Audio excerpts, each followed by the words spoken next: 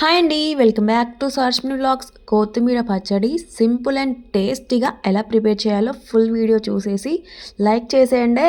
First అయితే ఒక కడాయి పెట్టుకొని అందులో నువ్వులు వేసేసుకొని లైట్గా ఫ్రై చేసుకొని నువ్వులు పౌడర్ లాగా పట్టేసుకొని పక్కన పెట్టేసుకోవాలి. మళ్ళీ అదే ప్యాన్ పెట్టేసుకొని మన కారంకి తగ్గట్లు కొన్ని పచ్చిమిర్చి అయితే తీసుకోండి. నేనైతే ఒక 10 పచ్చిమిర్చి రెబ్బలు తీసేసుకున్నాను.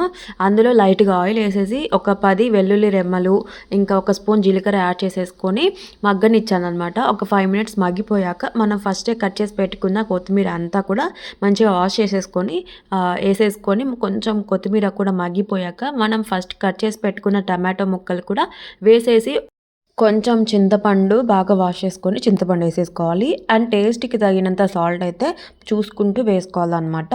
నేనైతే 2 టేబుల్ స్పూన్ సాల్ట్ అయితే యాడ్ చేశాను. ఇంకా హాఫ్ టేబుల్ స్పూన్ అయితే పసుపు కూడా యాడ్ చేసుకున్నాను. మీరు కూడా ఇలా పర్ఫెక్ట్గా చేసుకోండి, చాలా బాగా వస్తుంది. అంతా కూడా మంచిగా కలిపేసి మూత పెట్టేసుకొని ఒక 5 మినిట్స్ అయితే మగ్గనివ్వాలన్నమాట. అందులో ఉన్న వాటర్ అంతా కూడా మంచిగా అబ్జర్వ్ చేసుకుంటుంది.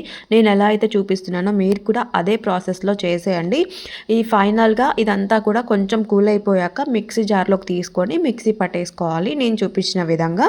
ఫైనల్లీ పోపు అయితే ప్రిపేర్ చేసుకోవాలన్నమాట. ప్యాన్ పెట్టేసుకొని అందులో ఎండుమిర్చి, జీలకర్ర, తాలింపు గింజలు, వెల్లుల్లి రెమ్మలు ఇవన్నీ కూడా యాడ్ చేసేసుకొని మనం పేస్ట్ చేసి పెట్టుకున్నాం కదా పచ్చడిని, అదంతా కూడా ఇందులో యాడ్ చేసుకొని కలిపేసుకొని తింటే ఆహా, నేను కలుపుతుంటేనే టేస్ట్ అయితే మామూలుగా లేదు. Thank you for watching.